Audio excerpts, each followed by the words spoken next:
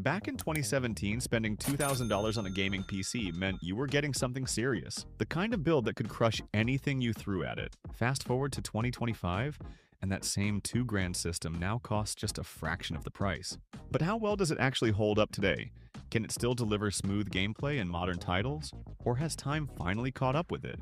In this video, we're putting this once high-end machine to the test. We'll see how it handles today's demanding games, check temperatures, power draw, and real-world performance. And find out if a system like this is still worth owning. If you've ever wondered how your old rig stacks up against modern builds, or you just love a good bit of tech nostalgia, you're in the right place. Let's get started. Moving on to the main components of this build, we've got 3 RAM sticks, and yeah, they look a little mismatched. Let's pull them out and take a closer look. There's one 16GB DDR 4-stick running at 3200 MHz, and 2 4GB sticks at 2400 MHz. Back in 2017, 24GB of RAM was more than enough for a mid to high-end gaming or productivity PC. Today though, 32GB has become the new standard. Still, at the time, this 24GB setup would have cost around $120. Not cheap, but a solid investment for anyone building a capable system. Alright, moving on to storage. Now, and this part's actually pretty interesting. The system's running a 1TB NVMe SSD alongside a 480GB SATA SSD. Back in 2017, NVMe drives were basically the future. Super fast, super expensive, and honestly, bit hard to find. A 1TB model like this could easily cost around $500,